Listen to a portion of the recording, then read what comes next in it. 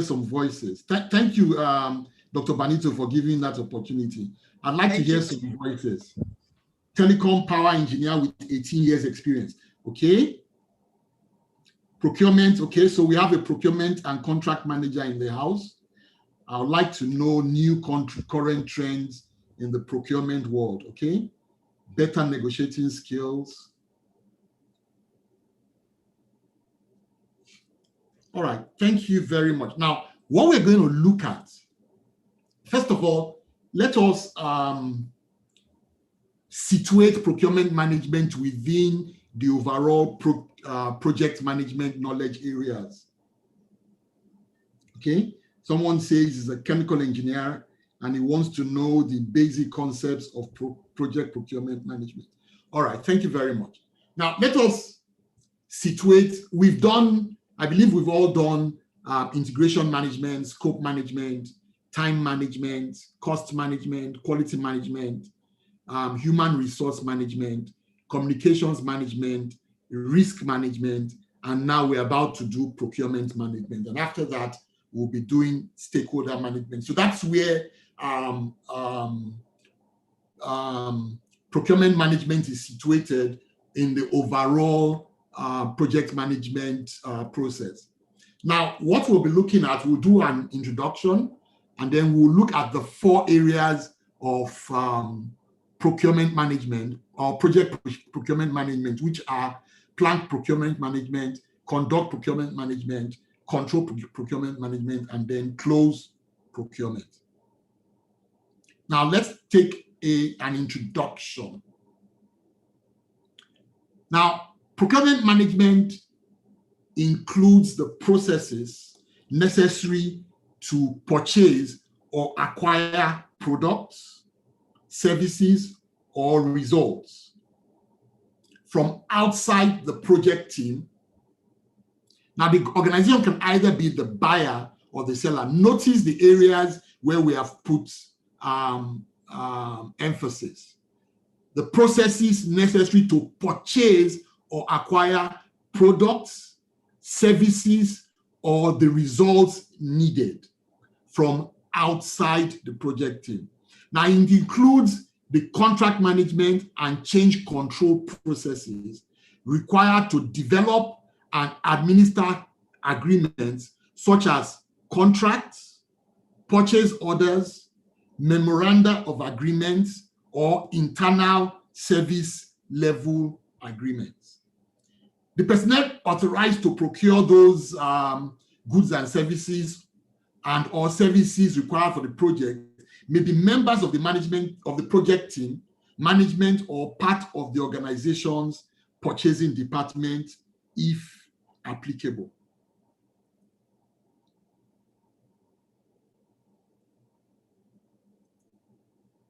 Now, this shows the 4 processes that are involved in the project procurement management process.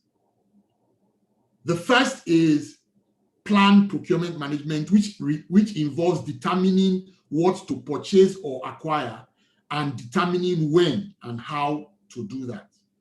The second involves conduct procurements, which involves getting the procurement documents created in the planned procurement process to the sellers, answering the sellers' questions, having them prepare responses, and reviewing the responses to select the seller.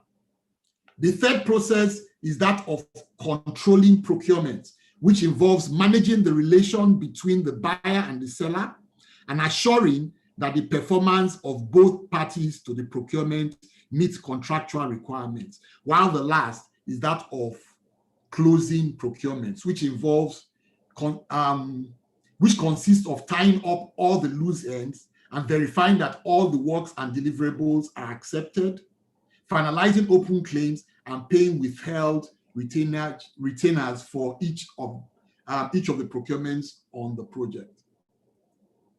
Now, let's look at some key concepts for procurement management before we now go into looking at each of the processes. Now, More than most other project management processes, project procurement management has the most significant legal obligations and penalties tied to the procurement process. However, the project manager does not have to be a trained expert in procurement management laws and regulations, but should be familiar enough with the procurement processes to make intelligent decisions regarding contracts and contractual relationships. The processes involve agreements that describe the relationship between two parties, a buyer and a seller. And the agreements can be as simple as the purchase of a defined quantity of labor as at a specified labor rate, or they can be as complex as multi-year international construction contracts. The contracting approach and the contract itself should reflect the simplicity or complexity of the deliverables or required effort, and should be written in a manner that complies with local, national, and international laws regarding contracts. A contract should clearly state the deliverables and results expected, including any knowledge transfer from the seller to the buyer. Anything not in the contract cannot be legally enforced. When working internationally, project managers should keep in mind the effect that culture and local law have upon the contract and their enforceability, no matter how clearly a contract is written. A purchasing contract includes terms and conditions and may incorporate other buyer specifics as to what the seller is to perform or provide. It is the project management team's responsibility to make certain that all procurements meet the specific needs of the project while working with the procurement office to ensure organizational procurement policies are followed. Depending on the application area, an agreement can be a contract, an SLA. An SLA is a service level agreement, which could be based on between internal departments, or it could actually be between organizations. And then an understanding, an MOA, or a purchase order. Most organizations document policies and procedures specifically defining procurement rules and specifying who has authority to sign and administer such agreement on behalf of the organizations. Although all project documents may be subject to some form of review and approval, the legally binding nature of a contract means it should be subjected to a more extensive approval process, often involving the legal department. In all cases, the primary focus of the review and approval process is to ensure that the contract adequately describes the products, services, or results that the seller is agreeing to provide, while being in compliance with the laws and regulations regarding procurement.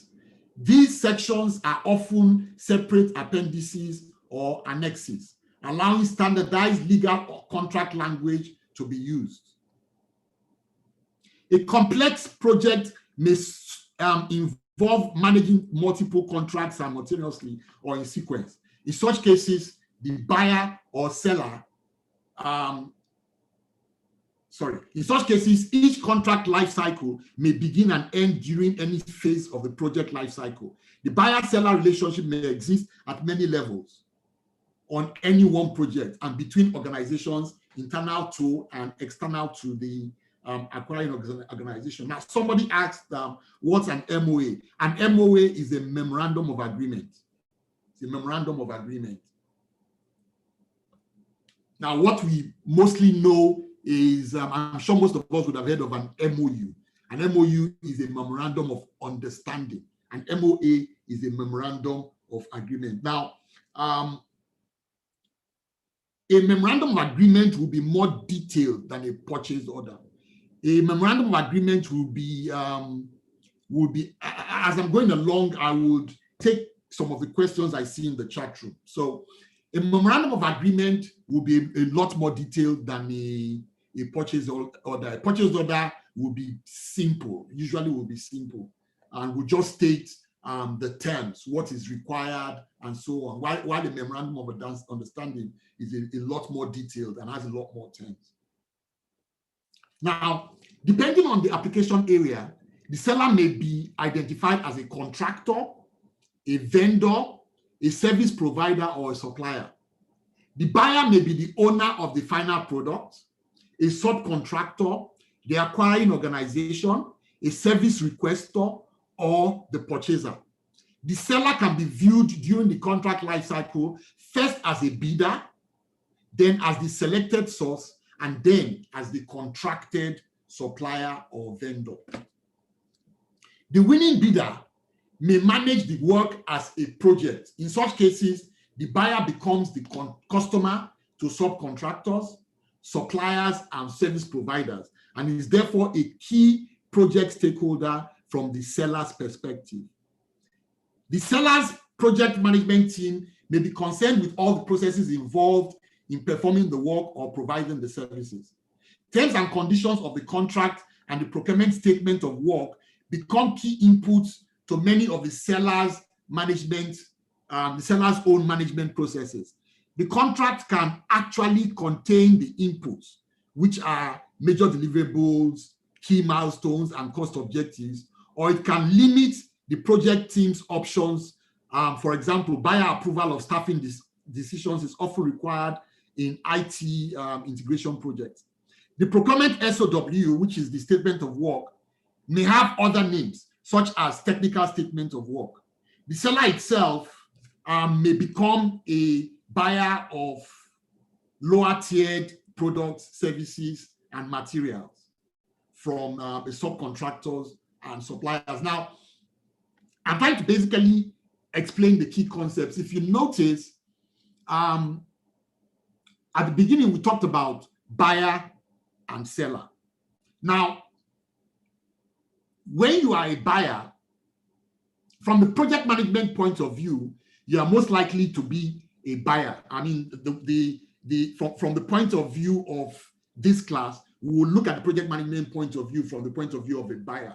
However, remember that along the line, the seller itself, when it does get the contract, would then go through its own procurement processes and all that, and would have to do its own project management processes. So it's important that both the buyer and the seller understand the key concepts and the processes that we're going to go through. Now, in this presentation, it's assumed that the buyer of an item for the project is assigned to the project team and or is part of the larger organization. The seller is assumed to be providing services and or materials to the project and is usually outside the performing organization. For some projects, the seller may be filled by a group or function that is part of the performing organization, but external to the project. For larger, more complex projects, the seller may become part of an integrated project team after the contract is awarded. For smaller organizations or startup companies, and those without a purchasing, contracting, or procurement department, the project manager may assume the purchasing authority role to negotiate and sign contracts directly. For more mature organizations, the actual procurement and contracting functions will be carried out by a separate department with a specific role to purchase, negotiate, and sign contracts. In international contracting, the legal jurisdictions under which the contracts will be administered are clearly spelled out in the contract. In most cases, the seller is an external contractor who is bound by a formal contractual agreement. Now, let's look at, remember that this class is based on PMBOK, the 6th edition. So I'm going through basically the trends and emerging practices that have been provided there. Now, one of the trends that and emerging practices in procurement management is that of advances in tools. For example, there are currently online tools for procurement, which give the buyers a single point where procurements can be advertised and provide sellers with a single source to find procurement documents and complete them directly online. There's also the increasing use of the building information model software tools, which is BIM software tools in the construction, engineering, and infrastructural field, which has been shown to save a significant amount of time and money on projects using it. And so currently you have increasing organizations increasingly using that and asking bidders to use those software tools to bid for projects. Now, there's also more advanced risk management. Contracts that accurately allocate specific risks to these entities and to those entities most capable of managing them. You're beginning to have more and more of that. Now, I believe we did risk management in the morning. Now, no contractor is capable of managing all the possible major risks on a project. The buyer will be required to accept the risks that the contractors do not have control over, such as changing corporate policies in the buying organization, changing regulatory requirements, and other risks from outside the project. Contracts may specify that risk management be performed as part of the contract.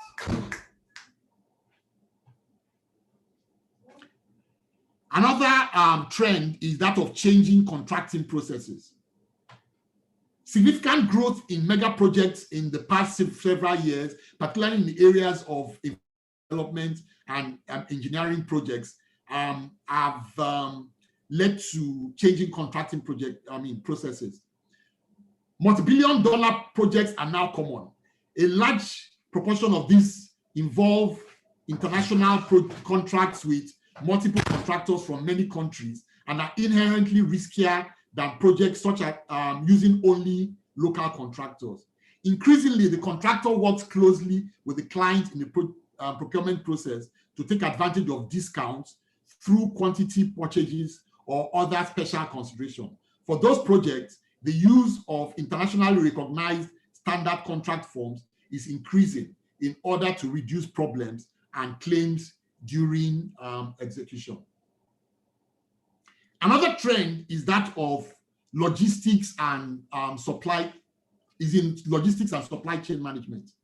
Now, because so many large engineering, construction, and infrastructure projects are done through multiple international contractors, the management of the flow of materials becomes critical to successful completion. For long lead items, both the manufacturer of the items and their transportation, both the manufacturer of the items and the transportation to the project site become schedule drivers. In the IT field, a long lead item may require ordering 2 to 3 months in advance. In complex construction projects, long lead items may require ordering 1 to 2 years in advance. So, for example, if you're doing let's take a project that is ongoing in the Lagos area, the Dangote refinery. It will not be uncommon to expect that a lot of those the project started about 3-4 years ago, and a lot of those machineries and parts and so on that are coming in now would have been ordered even during the project planning process. So 1, 2, 3 years in advance, they would have been ordered during the project planning process, and they would just be delivered now because they would take time to produce and take time to be procured and produced. Now, for this project, long lead items may be procured in advance of other procurement contracts to meet the planned project completion date. It is possible to begin contracting for these long lead materials, supplies, or equipment before the final design of the end product itself is completed, based on the known requirements identified in the top-level design. The management of the supply chain is an area of increasing emphasis by the contractor's project team. Not only are primary sources of supplies identified early in the project, but secondary backup sources are also generally identified. Many countries around the world require international contractors to purchase certain minimum percentages of material and supplies from local vendors. Another trend and emerging practice in procurement management is that of technology and stakeholder relations. A trend in infrastructure and commercial construction projects is that of using technology, including web cameras, to improve stakeholder communications and relations. During construction, one or more webcams are installed on the site with periodic updates to a publicly available website. The progress on the project can be viewed on the internet by all stakeholders. Video data can also be stored, allowing analysis if a claim arises. Some projects have discovered that the use of webcams minimizes disputes relating to the construction work on site, as the webcam has recorded the event, so there should be no disagreement about the facts of the matter. Another item is that of trial engagement.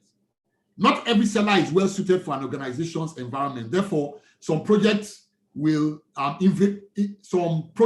teams will invariably engage several candidate sellers for initial deliverables and work products on a paid basis before making the full commitment to a larger portion of the project scope.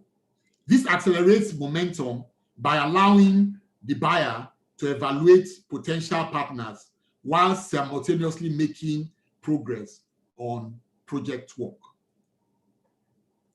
Now, let's look at issues to consider when tailoring your project procurement management to your specific project.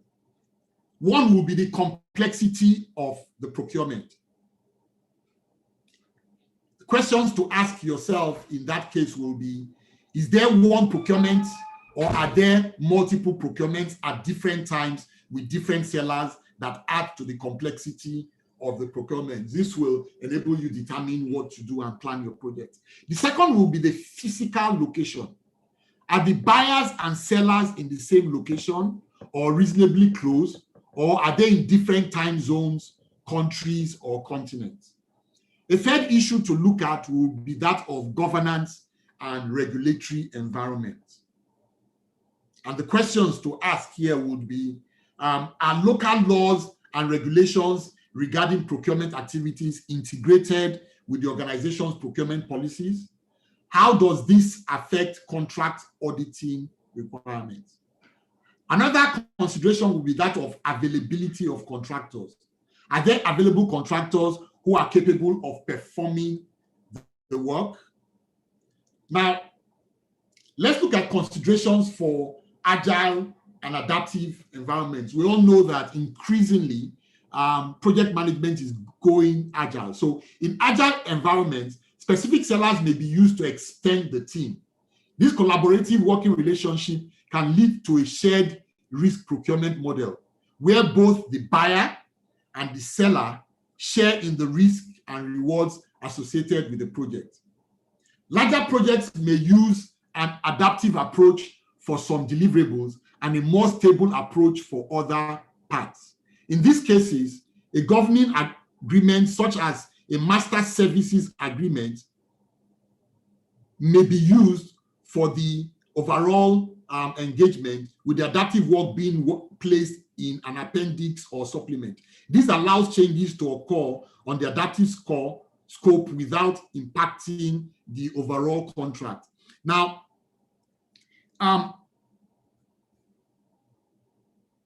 the way to describe that will be when you have a master services agreement, it would basically spell out the whole processes and what to do at whatever stage.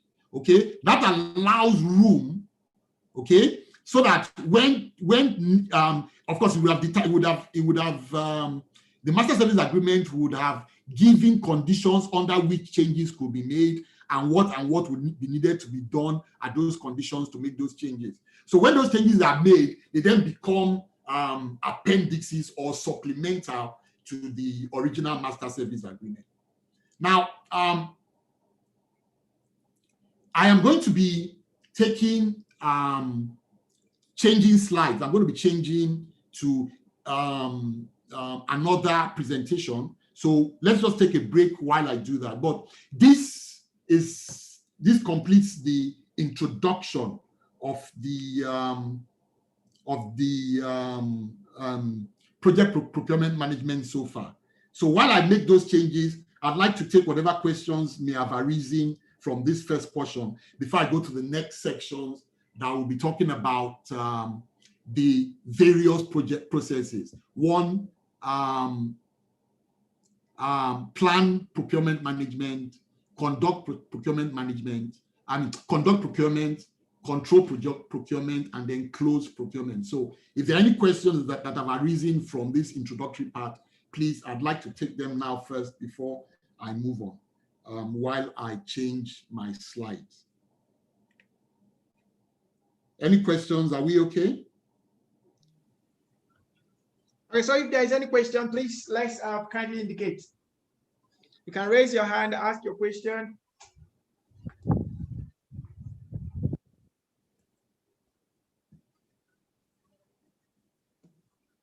Okay, it seems there is no question.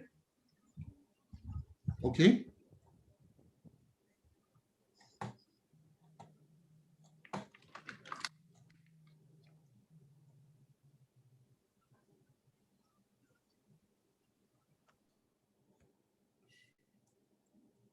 All right, can we all see my screen? From here, yes. Okay, so we'll be looking at the first process is that of plan procurement management. Plan procurement management. Now, this is the process of documenting project purchasing decisions, specifying the approach, and identifying potential sellers. Now, in this process, we have the inputs made up of the project management plan, the requirements documentation, the risk register, the activity resource requirements, the project schedule, the activity cost estimates, the stakeholder register, the enterprise environmental factors, organizational process assets. Now, these are inputs and synthesized with the tools and techniques made up of make or buy analysis, expert judgment, market research, meetings. And then the outputs from that are the procurement management plan, the procurement statements of work, the procurement documents, source selection criteria, make or buy decisions, change requests, and then project documents analysis. Now, the project procurement management plan is, this describes the need, the justification, requirements, and current boundaries for the scope. And it covers it's made up of the scope statement, the work breakdown structure, and the work breakdown structure dictionary, which are things that we have learned in some of the earlier knowledge areas. Now, the second item, the second input is the requirements documentation. This is made up of contractual and legal implications that may include health, safety, security, performance, environmental, insurance, intellectual property rights, equal employment opportunity, and then licenses and permits. The third input is that of the risk register. The risk register provides an understanding of risk uncovered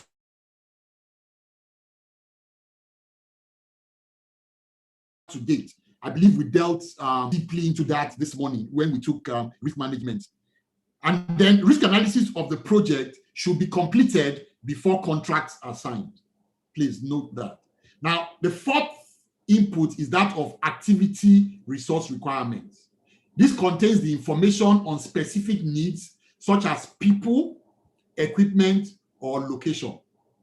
The fifth is the project schedule, which contains information on required timelines or mandated deliverables. The 6 is activity cost estimates.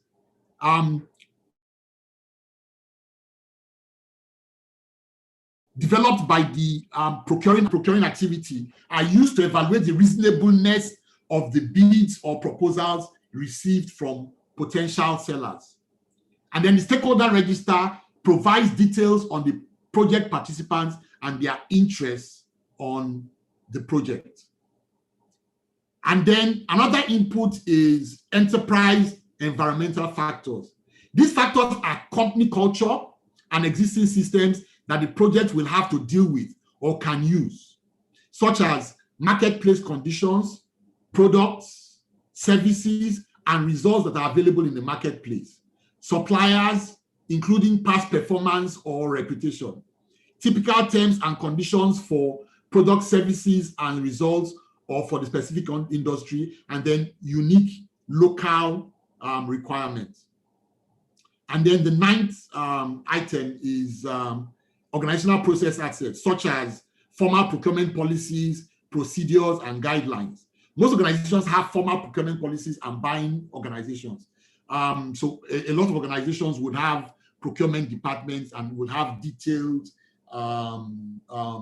policies on how to purchase what is required. Now, management systems that are considered in developing the procurement management plan and selecting the contract types to be used, and then an established multi-tier supplier system of pre-qualified sellers based on prior experience. Now, it is critical that anyone who is responsible for procurement should understand contract types. Okay, now a contract is a mutually binding agreement that obligates the seller to provide the specified product or service or result and obligates the buyer to pay for it.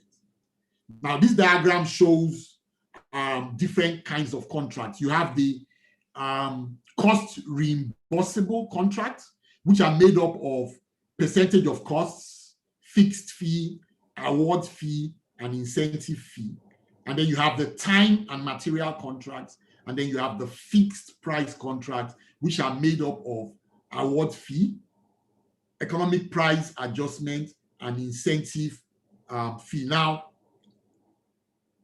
as you go towards cost reimbursable, the owner's risk increases.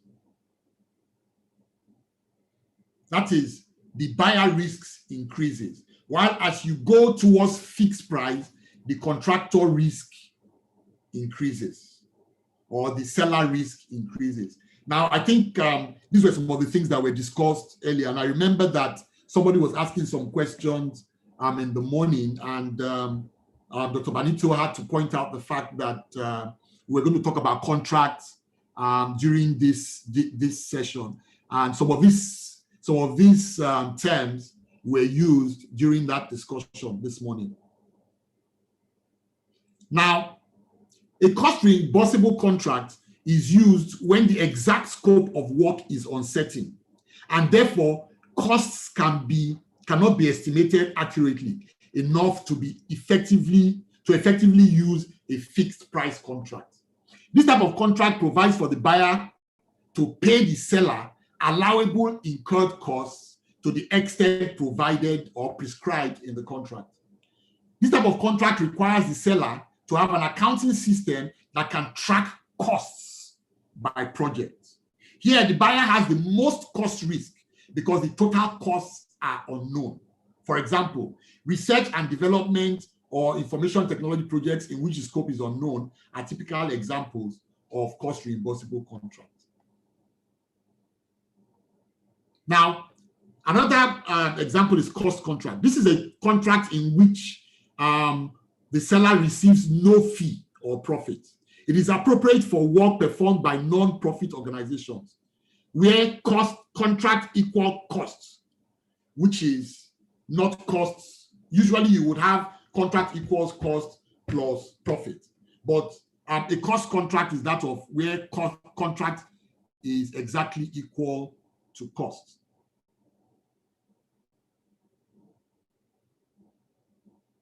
Now, another type of contract is that of cost plus percentage of cost or cost plus fee. And as the name implies, it requires the buyer to pay all the costs plus a percentage of costs as a fee or an agreed fee. This type of cost reimbursable contract is not allowed for US federal acquisitions or procurements under federal acquisition regulations, and is bad for buyers everywhere. Now, this presentation is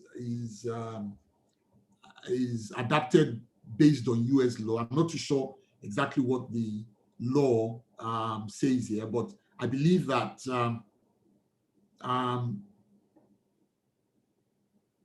this is allowable here.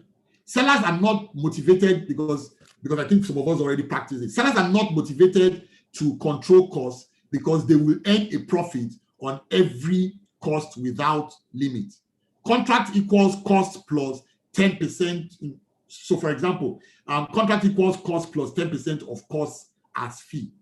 Now, cost plus fixed fee provides for payment for the seller of actual costs plus a negotiated fee that is fixed before the work begins. The fee does not vary with actual costs, thus providing some incentive for the seller to control costs. The seller may be adjusted, the fee, may be adjusted as a result of changes to the procurement statement of work.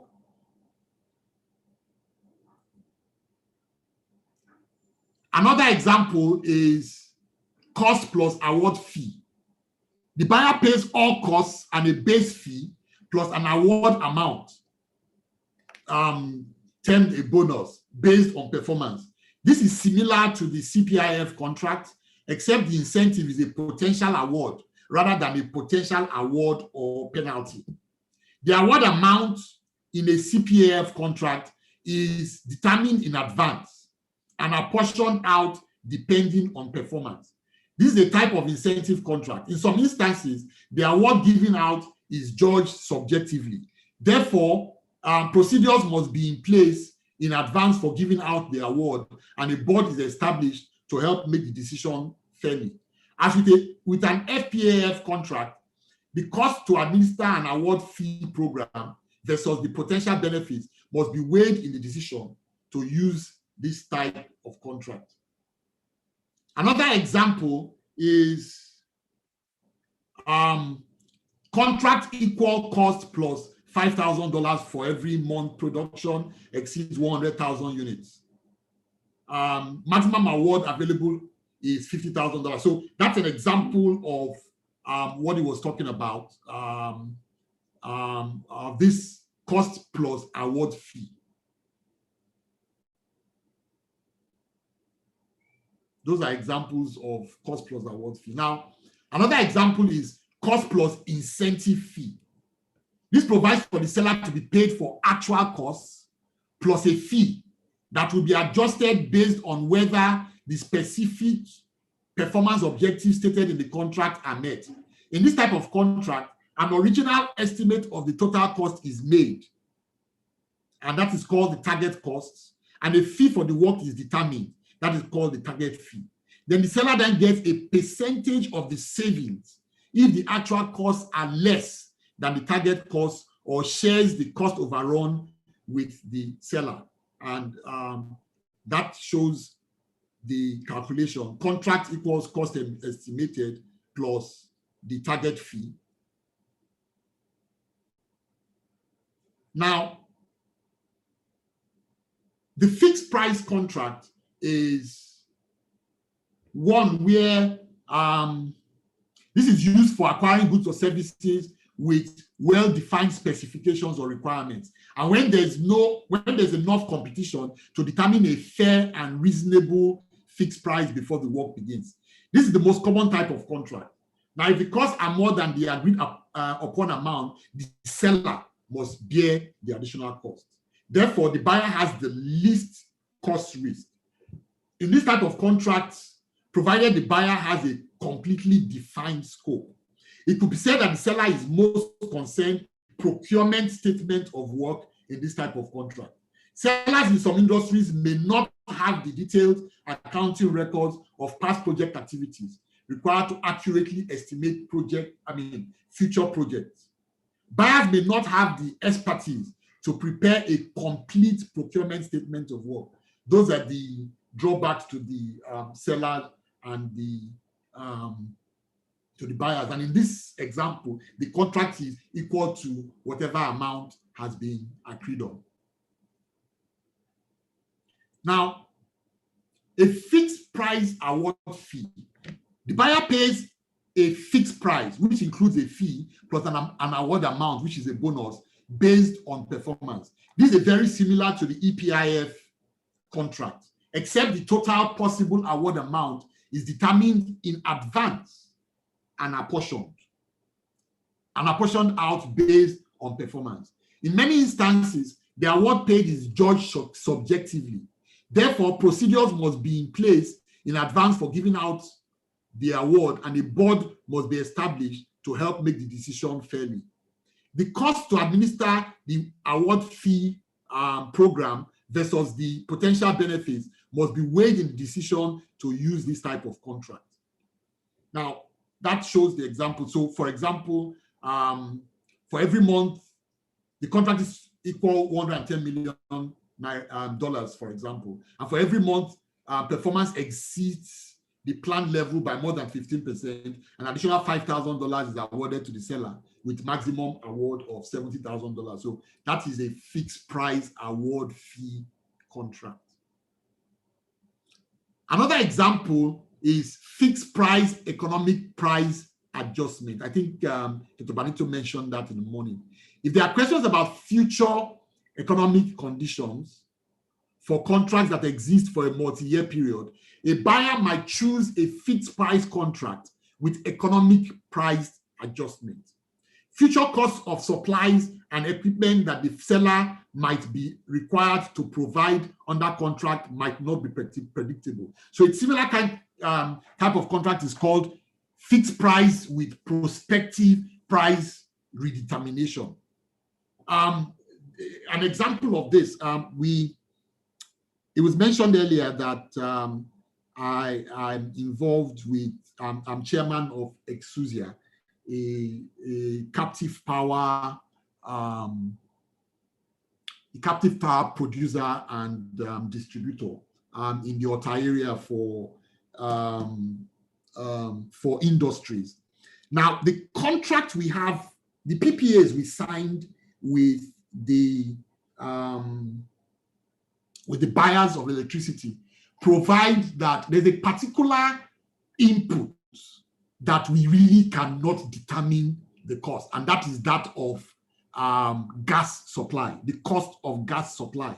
So the contracts provide that the fixed price at which the fixed unit price per kilowatt hour that we sell power to them is subject to variation in the price of gas, which is denominated in dollars. So, of course, when dollars then change, we are bound to effect that in the price and adjust the price accordingly. So that's an example of the fixed price economic price adjustment contract. Now, the fixed price incentive fee, FPIF, this where profits can be adjusted based on the seller meeting specified performance criteria, such as getting the work done faster, cheaper, or better. The final price is calculated by formula based on the relationship of final negotiated costs to the total target cost. A variation on the FPIF is an FPIF successive target contract, in which the target for the incentive is changed after the first target is reached.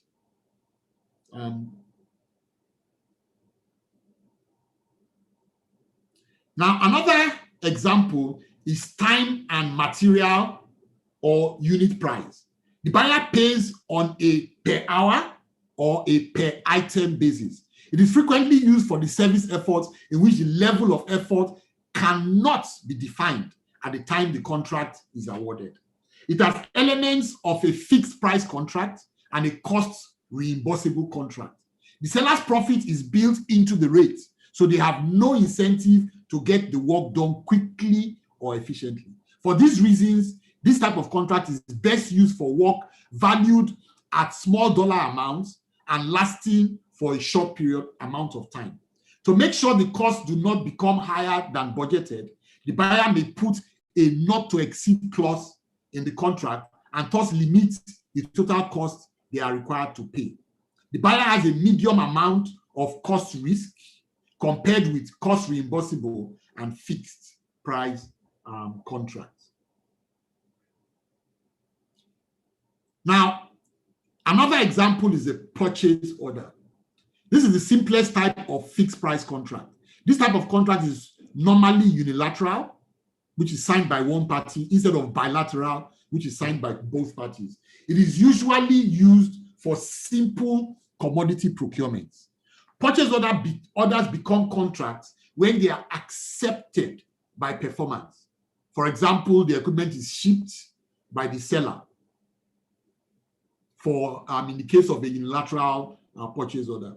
Though unilateral purchase orders are most common, some companies will require the seller's signature or a purchase before the buyer will consider the purchase order official. In that case, it is the signature that forms the acceptance needed to make it a contract.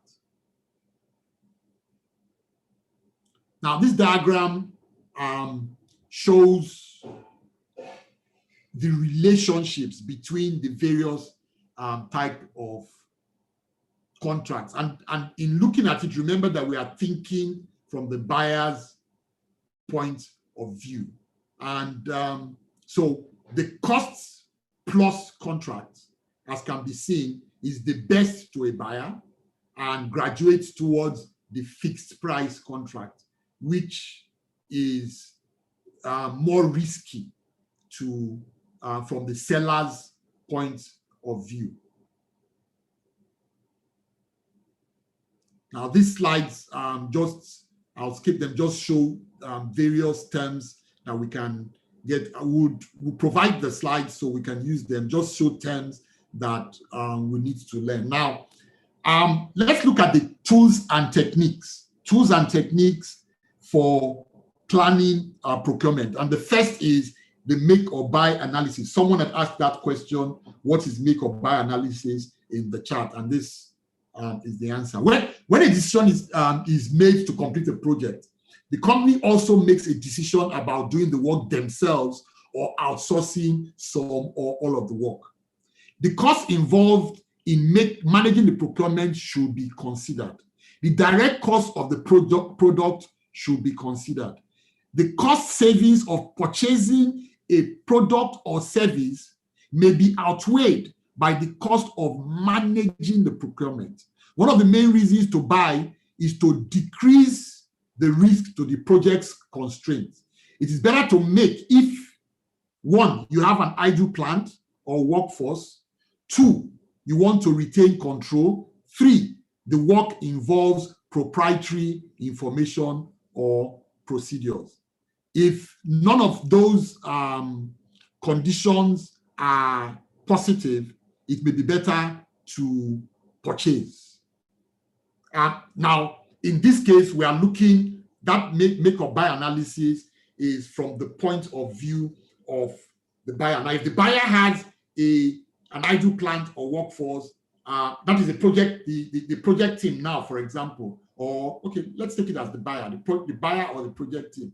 If within the organization you have an idle plant or workforce, or you want to retain control of the quality or whatever, cost, quality, or any other variable of the project, or the work involves proprietary information or procedures, it may be best to produce that within rather than be one of the items that you outsource to others. Now,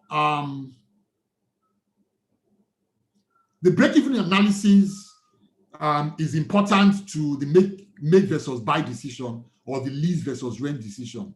And this gives an example of the lease versus rent decision and so on. Like I said, we'll provide the slides. Now, the second tool or technique is that of expert judgment. Expert technical judgment will often be used to assess the inputs to and outputs from this process. Expert purchasing judgment can also be used to develop or modify the criteria that will be used to evaluate seller proposals. Expert legal judgment may involve the services of legal staff to assist with unique procurement issues, terms, and conditions. Such judgment, including business and technical expertise, can be applied to both the technical details of the acquired products, services, or results, and to various aspects of the procurement management process. Another tool and technique is that of market research. This includes examination of industry and specific vendor capabilities. Procurement teams may leverage information gained at conferences, online reviews, and a variety of sources to identify market capabilities. The team may also refine particular procurement objectives to leverage maturing technologies while balancing risks associated with the breadth of vendors who can provide the materials or services desired. This is one of the most used tools by a lot of procurement managers, comparing prices, market research. What is the price here? What is the price here? And comparing the kinds of from vendor to vendor. Now, another tool or technique is that of meetings. Additional information interchange meetings with potential bidders. By collaborating with potential bidders, the organization purchasing the material or service may benefit, while the supplier can influence a mutually beneficial approach or product. Now, the outputs from this are: one, a procurement management plan. This plan will describe how the procurement process will be planned, executed, controlled, and closed. A procurement management plan can be formal or informal, and can be highly detailed or broadly framed, and is based upon the needs of each project. Another output is a procurement statement of work. The procurement statement of work, which is commonly known as the SOW for each procurement, is developed from the project scope baseline and defines only that portion of the project scope that is to be included within the related contract. It also defines the work to be done on each procurement. It must describe all the work and activities the seller is required to complete. It must be as clear, complete, and concise as possible. Information included in an SOW can include specifications, quantity desired, quality levels, performance data, period of performance, work location, and other requirements. Now, types of procurement statements of work. One type is that of performance. This type conveys what the final product should be able to accomplish, rather than how it should be built or what its design characteristics should be. For example, I want a car that will go 0 to 120 kilometers per hour in 4.2 seconds. Another type of procurement statement of work is that of functional. This type conveys the end purpose or result, rather than specific procedures.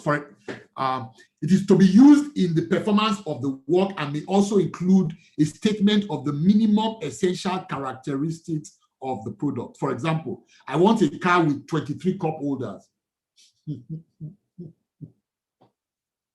23 cup holders indeed. Now, another example is another type is that of specifying by design. This type conveys precisely what work is to be done. So, for example, build it exactly as shown in these drawings. Now, another output is procurement documents. Once the contract type is selected and the procurement statement of work has been created, the buyer can put together the procurement document which describes their needs to the sellers. Now, another output is source selection criteria. Source selection criteria are included in the procurement documents to give the seller an understanding of the buyer's needs and to help the seller decide whether to bid or to make a proposal on the work. When the buyer receives the seller's responses during the conduct procurement process, source selection criteria become the basis by which the buyer evaluates the bids or proposals. Now, examples of various criteria are understanding of need,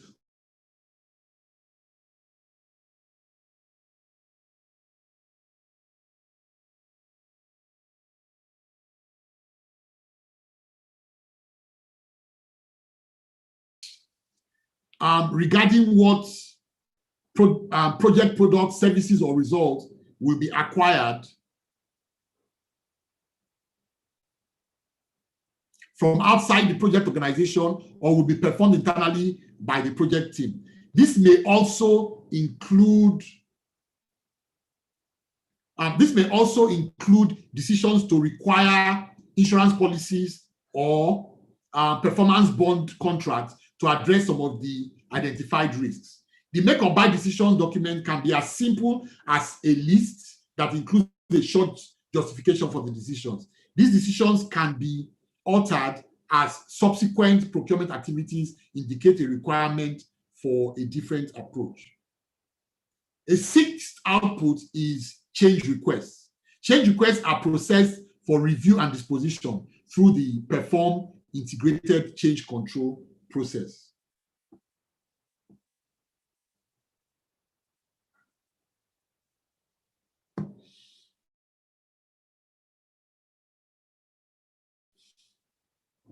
Now, here are some things that are critical to know.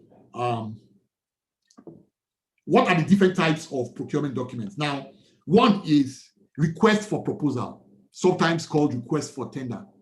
This is a detailed proposal on how the work will be accomplished, who will do it, resumes, company experience, price, etc. So in this case,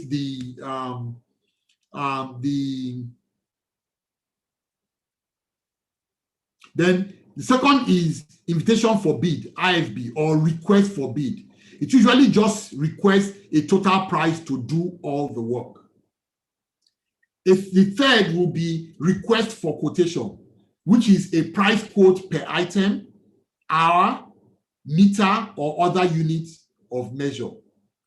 The fourth will be request for information, and this is used to get or collect information. An RFI might be used before procurement documents are created. The information received could help identify qualified companies to send an ROFP or an IFB to. An RFI could be used to collect information on what work is possible for later inclusion in an RFP or an IFB. So in reality, it is not exactly part of the procurement document as considered by PMBOK. Now, a letter of intent. This getting through contract negotiations and getting final contract signatures can take time. So in some instances, the seller may need to start hiring people or ordering equipment and materials before the contract is signed in order to meet the contract requirements. If the contract is not signed in time, the seller may ask the buyer to provide a letter of intent. A letter of intent is not a contract, but simply a letter without legal binding that says the buyer intends to hire the seller. It is intended to give a seller confidence that the contract will be signed soon and to make them comfortable with taking the risk of ordering the equipment or hiring the staff that will be eventually be needed. This reminds me of something that happened this week. One of the things that we, in the process of expanding our power distribution in the Ota area, we began building distribution lines, an 8-kilometer distribution line. And in the process, we were accosted by Ibadan Electricity Distribution Company, Ibadan Disco, and accused of depriving them of revenue by selling, because that is their franchise, that is part of their franchise area. And so we're accused of depriving them of revenue by selling power to their customers. Now, this is in spite of the fact that those customers would normally have used their own generators, if there's no NEPA. So we're accused of doing that. So we've been in negotiations with Ibadan Disco for a while, and we have made some progress. And on Wednesday, we went for a meeting with them. Now, we've been stuck in a situation where we've spent a huge amount of money building distribution lines, and we are unable to connect those customers until we conclude. I mean, for this has been for several months. I think this has been from May or thereabouts, May or June. And we have been unable to connect those customers because of the fact that Ibadan Disco, we've not been able to conclude with them. Now, we began to expand because of the fact that in the first place, the customers who had warranted that they were going to buy from us in the first place were not buying up to the amount they were going to buy. So we're running at a loss. So in all these months that we spent money building those that distribution line and not connecting, we are continuing to run at a loss. And so during that meeting, we were pointing out to them that now that we have come this close to conclusion, why don't we at least sign an MOU or sign some form of documentation that can enable us, based on that, connect. And then based on that, we can begin to wipe out those losses and until that is resolved. And then they pointed out the fact that there were some regulatory issues that needed to be resolved, and that once we get past those, once we finish with the commercial issues and get past those regulatory issues, we could then move to the point of a letter of intent, pending when all the other documentation is done and we will sign. So with that letter of intent, we can then begin to work pending when the documentation is signed. Now, other things to note is that contracts require formality. All product and project management requirements for procurement work should be specifically stated in the contract. If it's not in the contract, it can only be done if a formal change order to the contract is issued. If it is in the contract, it must be done, or a formal change order must be approved by both parties. Changes must be submitted and approved in writing. Contracts are legally binding. The seller has no choice but to perform as agreed in the contract. Contracts should help diminish project risk. Most governments back all contracts that fall within their jurisdiction by providing a court system for dispute resolution. Now, other terms to know: price, profit fee. Some of these are straightforward, so I won't take too much time on them. Costs, target price, and so on. Sharing ratio,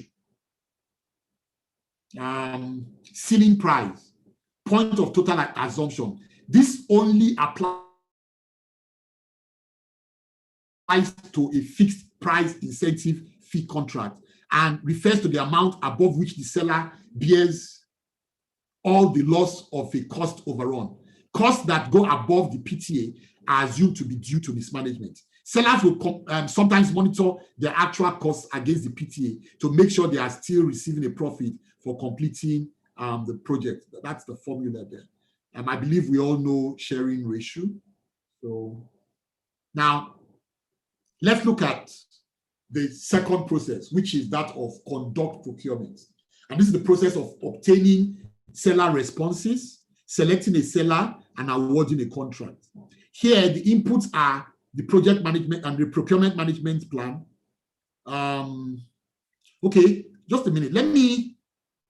I'll share that later because I don't think I have too much time. I have a sample of the procurement management plan. If we have some time, we'll take a look at it. Otherwise, we'll share it as part of the material that's going to go out. So the procurement management plan, the procurement documents, the source selection criteria, the seller proposals, project documents, make or buy decisions, procurement statement of work, organizational process assets. And then they are synthesized with tools and techniques of bidder conferences, proposal evaluation techniques, independent estimates, expert judgment, advertising, analytical techniques, procurement negotiations, and then the outputs are selected sellers, agreements, resource calendars, change requests, project management plan updates, and then project document updates.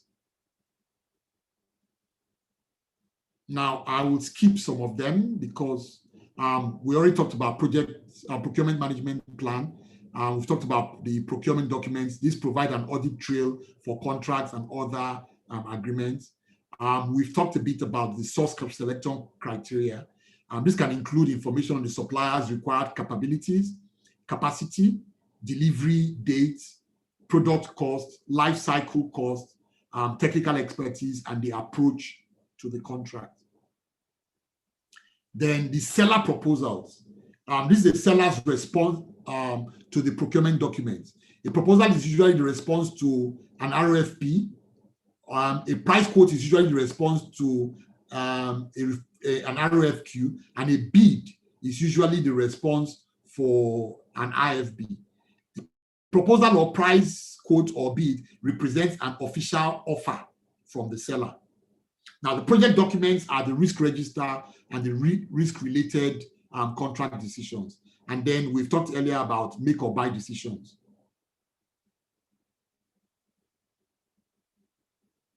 And then we've talked about the procurement statement of work, and then the organizational process assets, listing of prospective and previously qualified sellers, and information on relevant past experience with sellers, both good or bad. Now, let's look at the tools and techniques. Bidder conferences. Once the prospective sellers have been identified and have received the procurement documents, the buyer controls who can talk to the sellers and what can be said. This control allows the buyer to maintain the integrity of the procurement process and to make sure all sellers are bidding or proposing on the same work. To make sure all the sellers' questions are answered, the buyer may invite the sellers to attend a meeting in which they can tour the buyer's facilities, if relevant to the project, and ask questions about the procurement. The questions and answers are documented and sent to all prospective bidders to make sure they all have the same information. The questions and answers asked back during the bidder conference are also added to the procurement documents as addenda. The bidder conference is also an opportunity for the buyer to discover anything missing in the procurement documents. A bidder conference can be the key to making sure the pricing in the seller's response matches the work that needs to be done and is therefore the lowest price. Bidder conferences benefit both the buyer and seller. Now, here are some things that the project manager must watch out for in a bidder conference. One is that of collusion. Sellers not asking questions in front of the competition, and then making sure all questions and answers are put in writing and issued to all the potential sellers by the buyer as addenda to procurement documents. This ensures that all sellers are responding to the same procurement statement of work. Now, another tool and technique is that of proposal evaluation techniques. Here, the buyer, represented by an evaluation committee, uses the source selection criteria identified by the planned procurement process to assess the potential seller's ability and willingness to provide the requested products or services. The criteria are measurable. Therefore, they provide a basis to qualitatively evaluate proposals and minimize the influence of personal prejudices. The buyer may ask a seller to make a presentation, and then, if all goes well, move on to negotiations. The buyer may narrow down in terms of shortlisting the list of sellers to a few. The buyer may ask the shortlisted sellers to make presentations and then ask the selected seller to go on to negotiations. The buyer can negotiate with more than one seller. The buyer can use some combination of presentations and negotiations.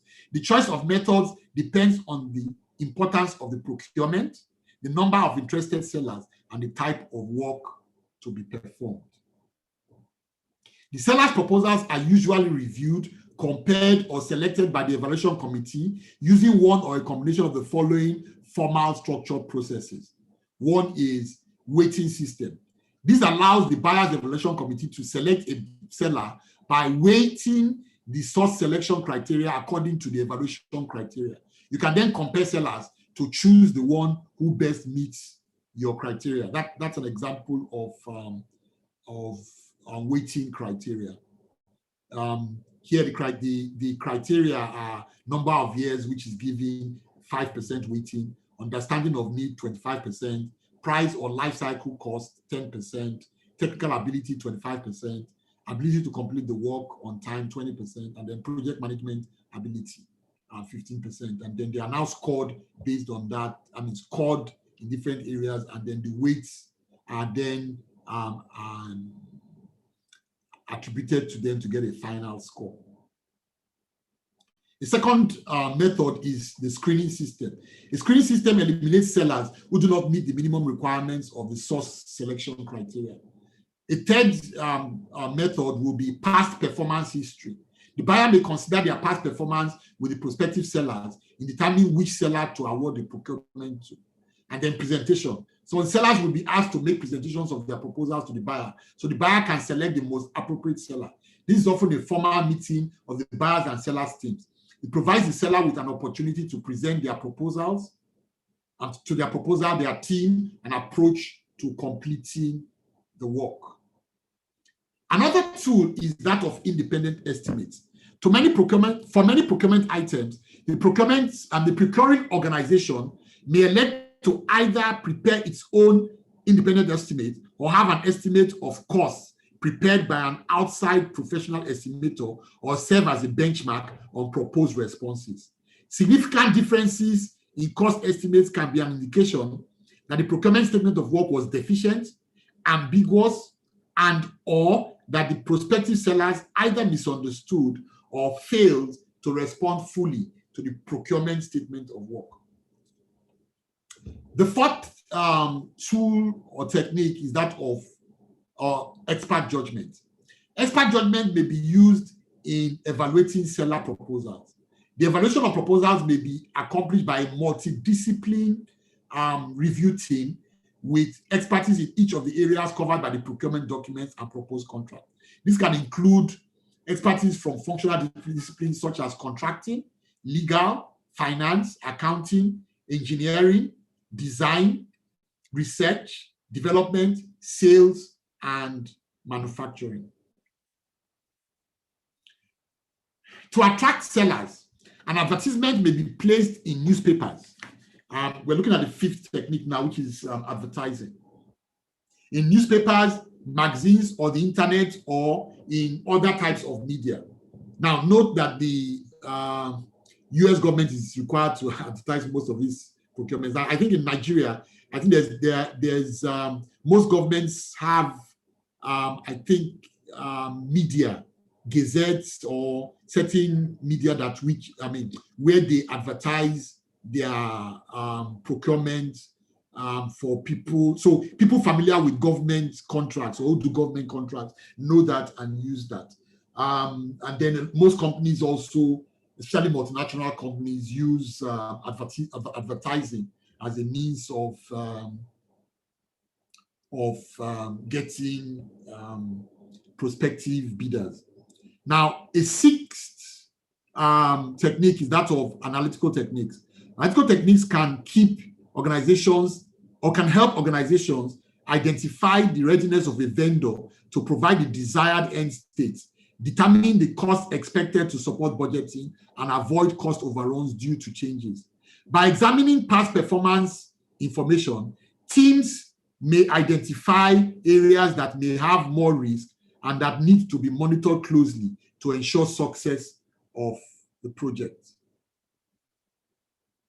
A seventh technique is that of procurement negotiations.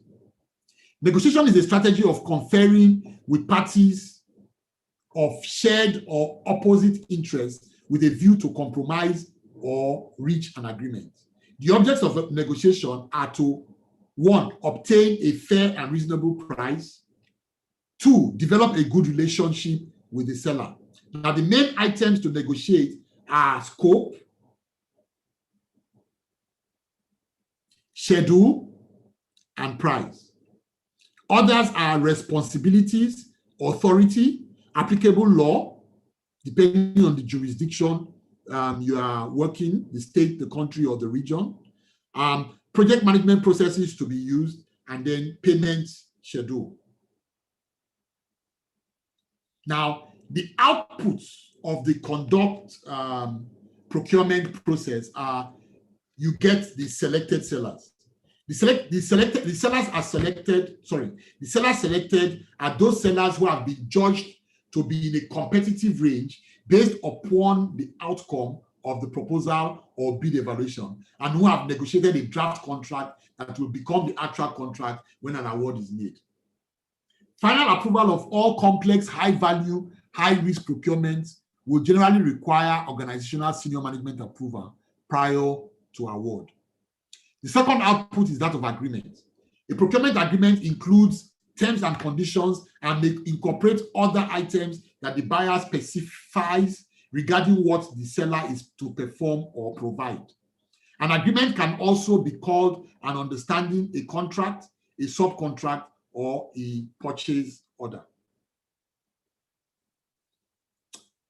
A contract is a mutually binding legal agreement that obligates the seller to provide the specified products, services, or results, and obligates the buyer to compensate the seller.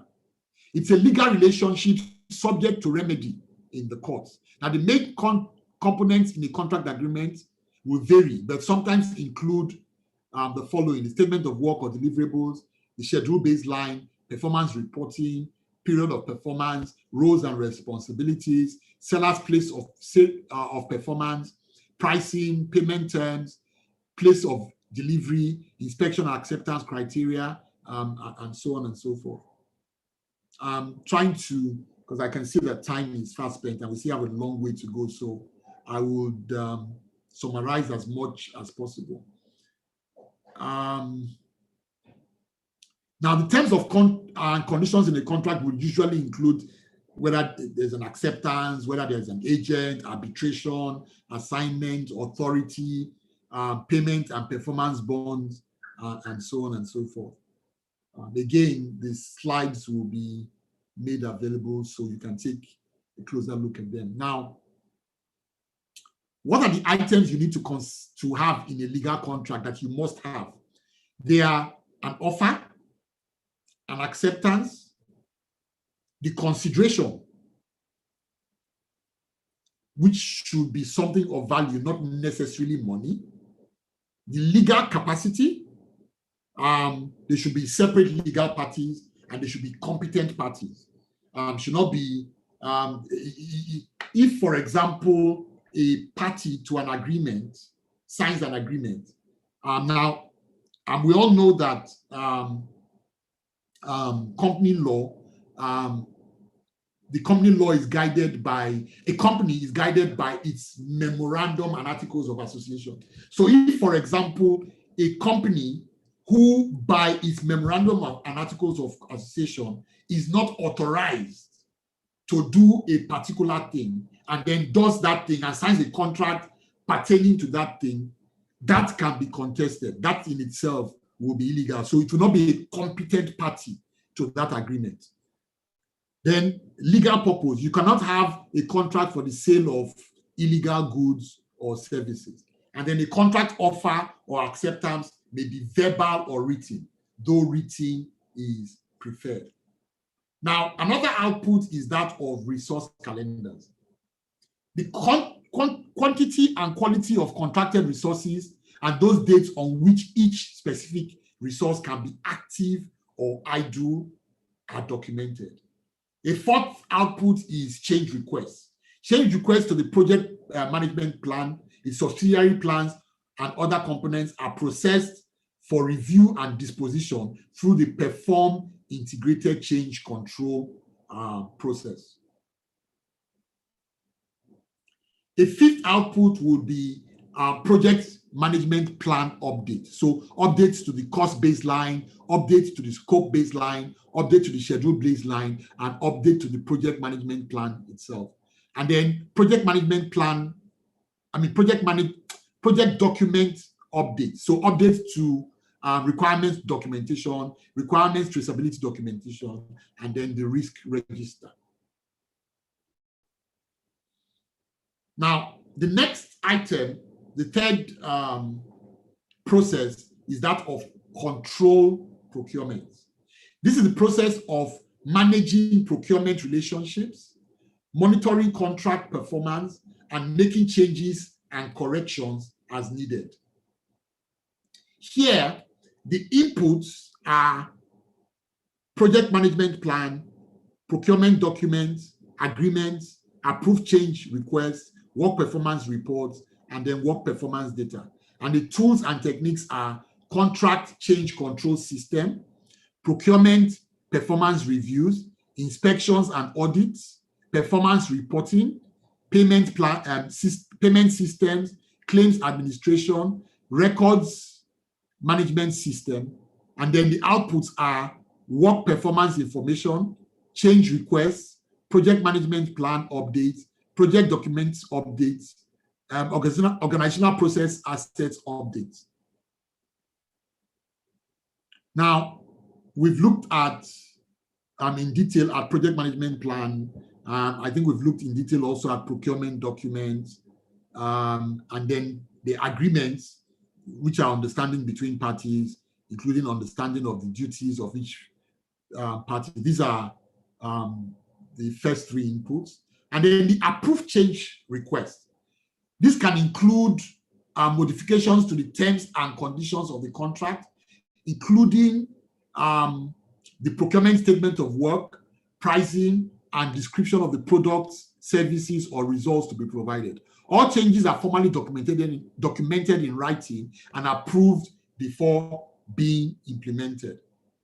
Now, the work performance reports are seller-developed technical documentation and other deliverable information provided in accordance with the terms of the contract.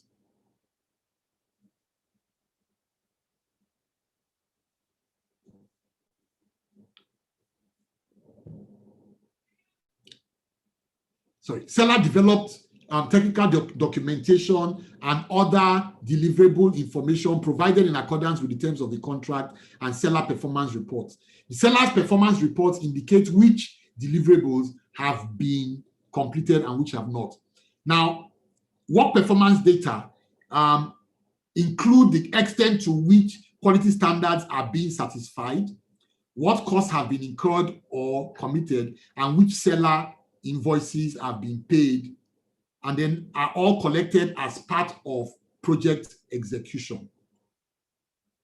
Now, all these inputs are synthesized using the following techniques. One, contract change control system, which defines the process by which the procurement can be modified.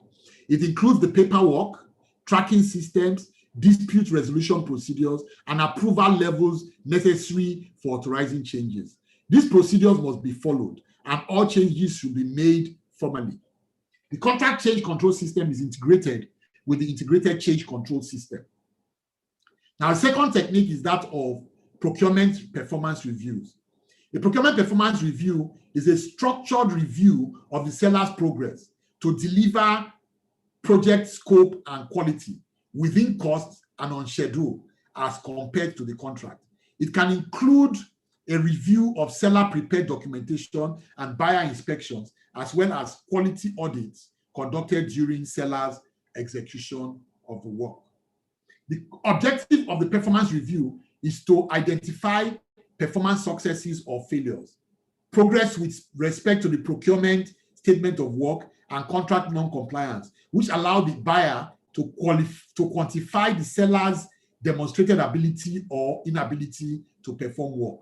Such reviews may take place as a part of project status reviews, which will include key suppliers.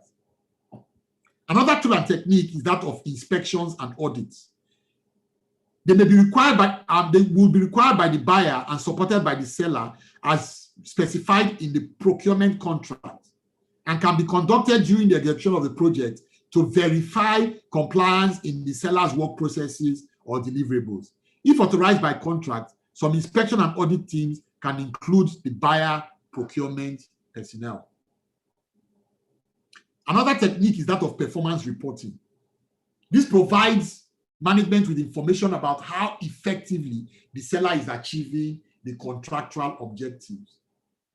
Then there's payment systems. Payments to the seller are typically processed by the accounts payable system of the buyer after certification of satisfactory work by an authorized person on the project team. All payments should be made and documented in strict accordance with the terms of the contract. Then another tool and technique is claims administration. A claim is an assertion that the buyer did something that has hurt the seller, and the seller is asking for compensation. Any way of looking at claims is that they are a form of seller change requests. Claims can get nasty. So imagine a seller that is not making as much profit as they had hoped, issuing claims for every action taken by the buyer. Imagine the number of claims that could arise if you are working with a fixed price contract and an incomplete procurement statement of work. Claims are usually addressed through the contract change control system. The best way to settle them is through negotiation or the use of the dispute resolution process specified in the contract. Many claims are not resolved until after the work is complete. Now, this shows the categorization of claims. So you have contractual claims, which have a basis in the contract itself, where provision can be quoted, giving rise to entitlement. And then you have extra contractual claims.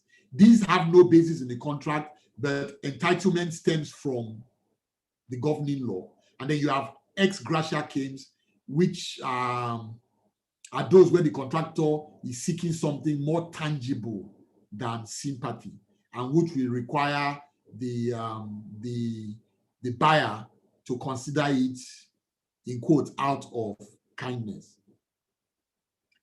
And then there's the records management system. The record management system is used by the project manager to manage contract and procurement documentation and records.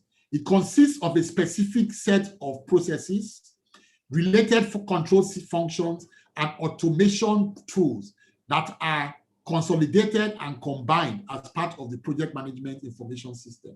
The system contains a retrievable archive of contract documents and correspondence.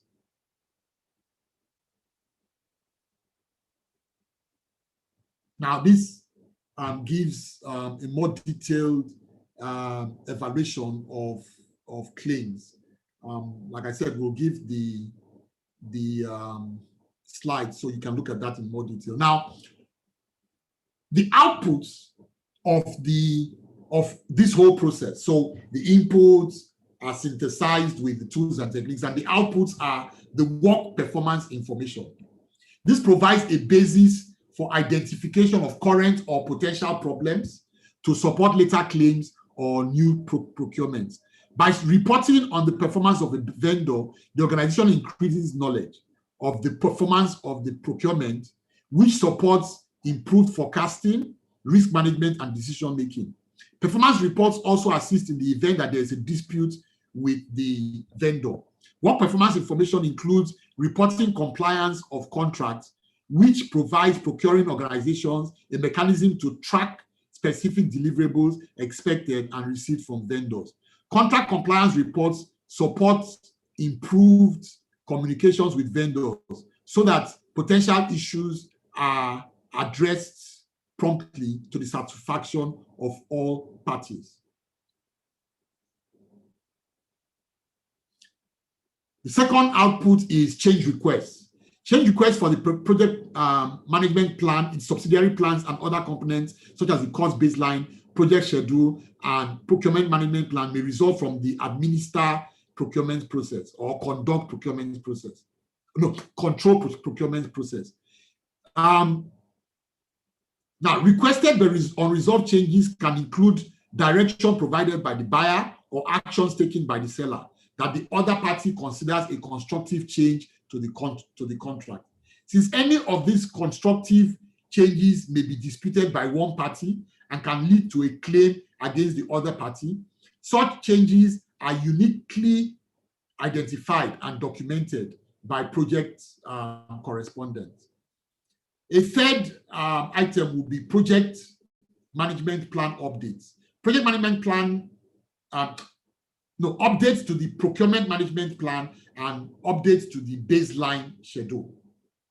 And then project documents updates.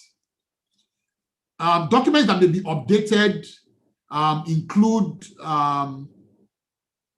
the procurement contract with all the supporting schedules, requested unapproved contract changes, and then approved change requests. Procurement documentation also includes any seller-developed technical documentation and other work performance information, such as deliverables, seller performance reports, warranties, financial documents, including invoices and payment records, and the results of contract-related inspections.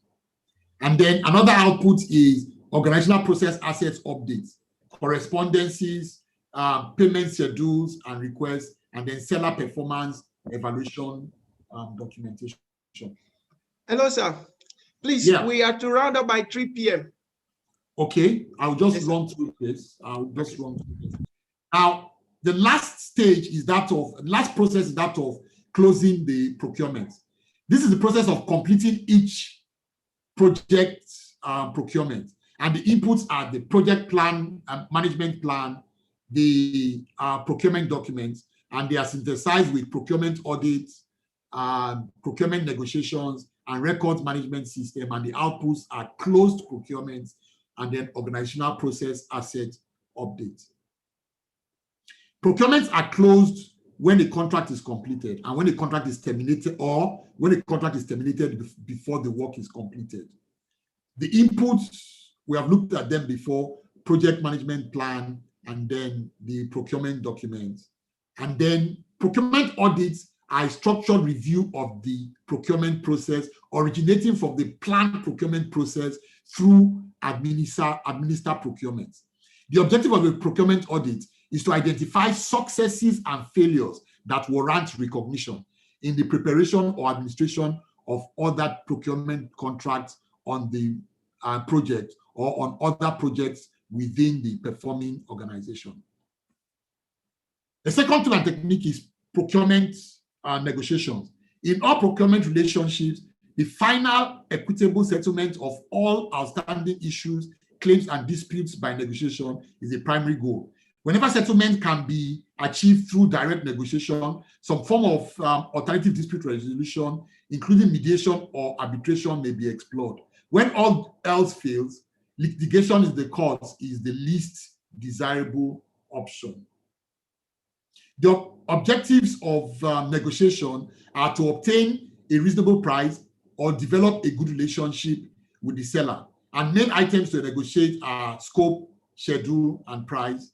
And then others are responsibilities, authority, applicable law, project management process to be used, and then the payment schedule. And then these are some guidelines for successful negotiations. Commitment to negotiate for mutual gain, separate the people from the problem, separate the relationship from the substance by dealing directly with the people problems. Don't bargain over positions. Focus on interests and not positions. Generate options for mutual gain. Use objective criteria or standard. Now, in preparing for negotiation, you should know your financials, your minimum acceptable financial position given the schedule and deliverables, your target financial position, your maximum financial position. Your proposal team uses all that during the negotiation your minimum, your maximum, and target as reference points. And then you can explore your various positions and then explore trade-offs. These are basic dispute resolution techniques: amicable settlement, mediation, conciliation, dispute resolution board, disputes adjudication boards, arbitration, and then the least desired is that of litigation. Now, a third tool and technique is records management system. The records management system is used by the project manager to manage contract and procurement documentation and records. It consists of a specific set of processes, related control functions, and automation tools that are consolidated and combined as part of the project management information system.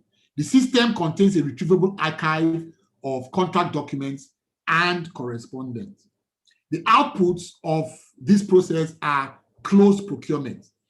The buyer, usually through its authorized procurement administrator, seller with a formal written notice that the contract has been completed. Requirements for formal procurement closure are usually defined in the terms and conditions of the contract and are included in the procurement management plan. Once closure is completed and the seller has received a formal sign-off that the products of the procurement are acceptable from the buyer, the procurement is closed. Expect many questions on the exam that provide you with them. In gaining formal acceptance, the seller is also working to measure customer satisfaction. Often, a formal customer satisfaction survey may be included in a seller's closure records. The second output is organizational process assets updates. So updates to the procurement file, updates to the deliverable acceptance, and then updates to your lessons learned documentation.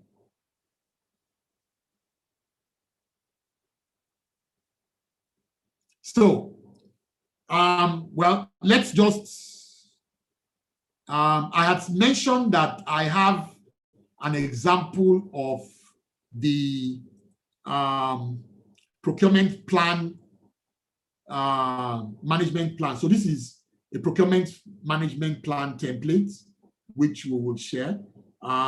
So it looks at, this is a table of contents, introduction, procurement management approach, procurement definition, type of contract to be used, procurement risks, procurement risk management, cost determination, standardized procurement documentation, and so on and so forth. And basically, it gives details of what and what should be in each section. So this should help you in understanding what the project management plan includes, and then developing one as whenever you need to, as the case may be. So thank you very much for your time. I will now take questions and comments, if any. God bless you. All right, thank you so much, sir, for this wonderful presentation. We seriously appreciate every bit of this training. Thank you so much. And thank you to everyone that has been around up to this moment. Well done work. Okay, so before we pass the attendance, please can we quickly say a big thank you to Deacon Pela. Let's give him a big thank you. I'm having to take out the busy schedule to come and teach us project management. He's a wonderful one. So let's say a very big thank you to him. Thank you so much, sir. We appreciate it. Thank you. Okay, so without taking time, we just have 3 minutes remaining. We just have 3 minutes remaining. I can add extra 2 minutes to make it 5. So let's take the questions. We can only take 2 questions for now. When we come back in the evening session, we'll take all the other questions. Okay, so if you have questions, please, the first 2 people to raise their hands, that's the 2 people we'll take. And please make sure your question is less than 30 seconds. Is there any question?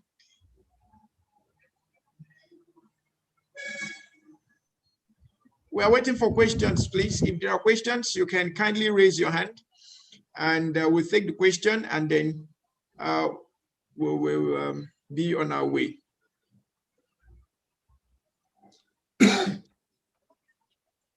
Okay, so if there are no questions, we'll quickly take the attendance and we will meet in the evening. Okay, Dr. Benito, there are one or two questions in the chat room. Maybe I should just address them. Okay, please go ahead. Okay, somebody had asked whether is it true that the MOA is for supply of services while purchase order is for supply of contracts? No. The main difference between both of them is in duration. Purchase orders represent single business transactions, while the contracts or a memorandum of agreement will typically be for long-term arrangements between a buyer and a seller. Another question is, the question was, a letter of intent is not legally binding as stated, so why should it make the other party go ahead to recruit staff and commit resources to the task at this stage? Usually a letter of intent is issued when you've completed everything, all the negotiations, you've agreed on all the issues, and you are doing documentation. It's at the point where you are preparing documentation, you do a letter of intent. I gave the example earlier on of discussions with the Ibadan Disco, and then it now depends on the advantage or disadvantage to the person who is selling, so to speak. In those circumstances, if you realize that the benefit is more to you by going ahead, of course you will go ahead knowing fully well that signing the contract is only a matter of time. Thank you very much. All right, can we take one voice question? We have from Read1. Please, Read1, can you kindly unmute and go ahead? Please make it less than 30 seconds, please. Read1, if you can hear me, kindly unmute and go ahead.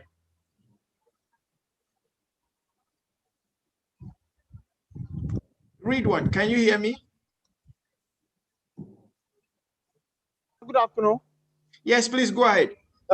Yeah, letter of intent, can a buyer write letter of intent, or maybe on a property or on anything? Can a buyer, can a seller write a letter of intent to a buyer that I want to sell you something? Okay, thank you so much. All right, okay. Deacon, over to you. A letter of intent can be both ways. So your question is whether can a seller write a letter of intent? It would typically be an offer. So a seller could write an offer, okay, which then becomes a contract if the buyer accepts.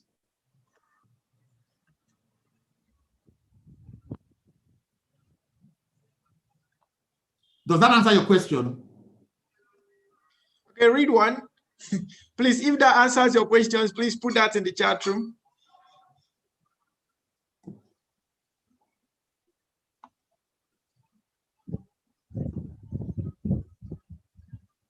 Okay, so I think this is where we will call it a day from now because of time, but I'm sure we'll reconvene in the evening.